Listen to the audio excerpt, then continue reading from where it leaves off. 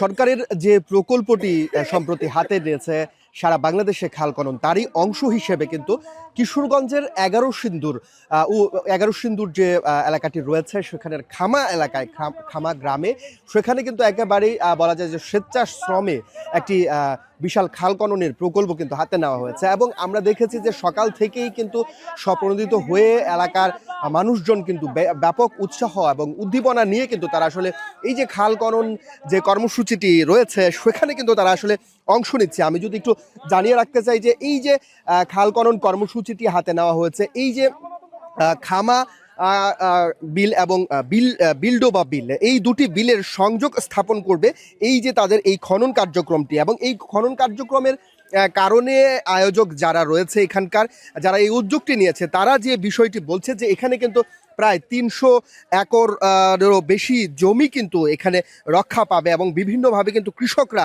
এখান থেকে সুফল পাবে।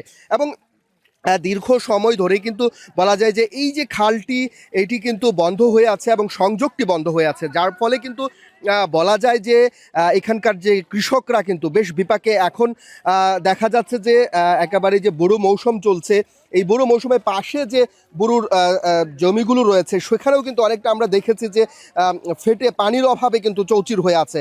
এবং কৃষকরা বলছে যে পানি প্রবাহ নেই এবং এই খালটি খননের কারণে কিন্তু সেই পানি প্রবাহও আসতে পারে এবং বিভিন্ন ধরনের সুফল কিন্তু তারা পাবে।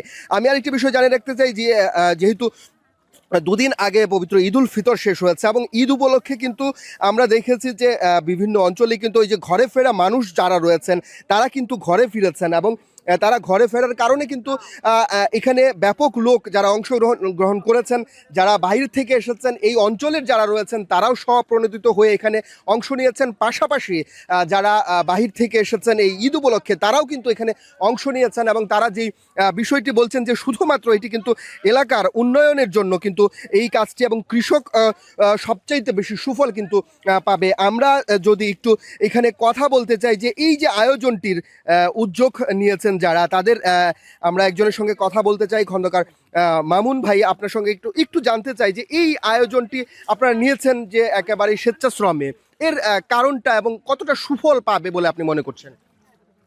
আপনি জানেন, বাংলাদেশের নেতা মাননীয় প্রধানমন্ত্রী জনাব তারেক রহমান 20,000 কিলোমিটার খাল খননের উদ্যোগ নিয়েছেন এবং 25 কোটি বৃক্ষরোপণের উদ্যোগ নিয়েছেন এবং উনি আহ্বান জানিয়েছেন এই খাল খনন কর্মসূচি এবং বৃক্ষরোপণ কর্মসূচিতে যেন জনগণ সম্পৃক্ত হয়। তো জনগণ সম্পৃক্ত করতে গেলে এখানে স্বেচ্ছাশ্রম যেন জনগণ সম্পৃক্ত হয় এবং আমার এই উদ্যোগ দেখা দেখি যদি সারা বাংলাদেশের মানুষ উদ্বুদ্ধ হয় তাহলে আমাদের এই বাংলাদেশ উপকৃত হবে। আমাদের এই যে খালের যে অবস্থা, আপনারা জানেন সকল খালই ভরাট হয়ে গেছে প্রায় এবং অনেক খাল দখল হয়ে গেছে। জনগণ যদি স্বতঃস্ফূর্তভাবে এই খালগুলো খনন করে তাহলে আমাদের সরকারের উপর চাপ কমবে এবং আমরা খুব দ্রুততম সময়ে আমাদের এই খালগুলো পুনরুদ্ধার করতে পারবো। যেহেতু এই খাল আমি মনে করি আমাদের একটা স্লোগান আছে, আপনি হাত লাগালেই বদলে যাবে দেশ। আমি মনে করি আমরা জনগণ যেই কাজে হাত লাগাই তখনই একটা পরিবর্তন সূচিত হয়।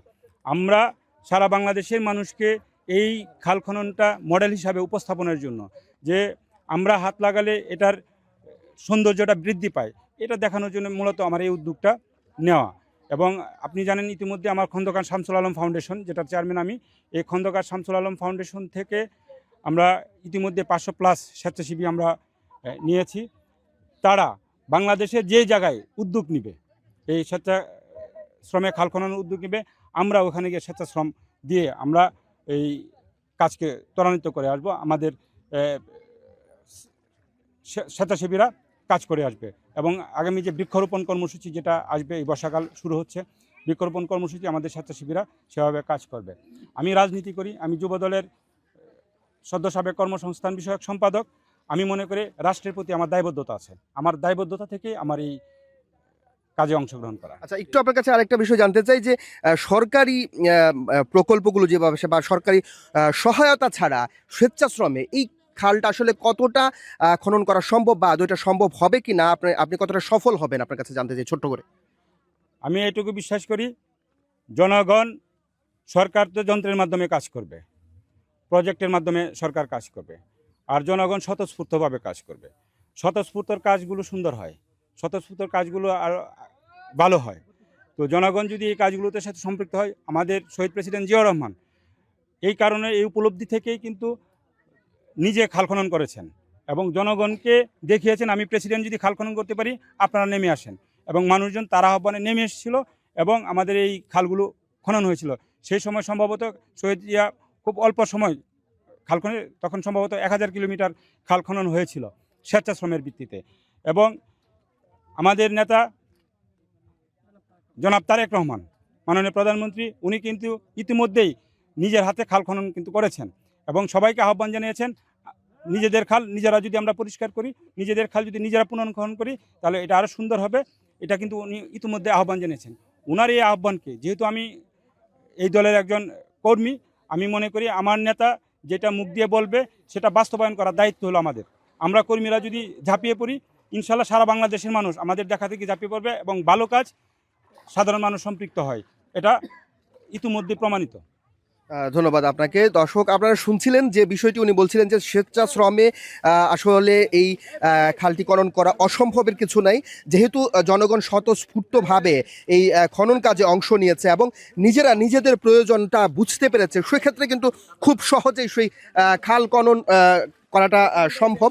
আমরা আবার একটু কথা বলতে চাই এখানে যারা স্বেচ্ছাশ্রমে কাজ করছে তাদের একজনের সঙ্গে। আসলে আপনি এখানে কোনো কিছুর বিনিময় ছাড়া কাজ করছেন কিংবা স্বেচ্ছাশ্রমে কাজ করছেন, কেন এই খাল খননে আপনি অংশ নিয়েছেন? এটি জনগণের জন্য অনেক উপকার হচ্ছে, আশেপাশে সকল জমির মালিকরা এটাকে ভালোভাবে নিচ্ছে, তাই আমরা স্বেচ্ছা এখানে কাজ করতেছি। আমরা আসলে হবে আনন্দিতভাবে একসাথে ঐক্যবদ্ধভাবে খালটা আবার পুনরুদ্ধার করছি আর কি। দর্শক, আপনারা শুনছিলেন যে এখানকার যারা অংশ নিয়েছে এবং তারাও কিন্তু স্বতঃস্ফূর্তভাবে অংশ নিয়ে তারাও কিন্তু বেশ আনন্দিত এবং যে সামাজিক এই কাজটিতে ঈদের ছুটিতে এসে অনেকে অংশগ্রহণ করতে পেরেছে, সেই ক্ষেত্রেও কিন্তু তারা বেশ তারা বলছে যে আনন্দিত।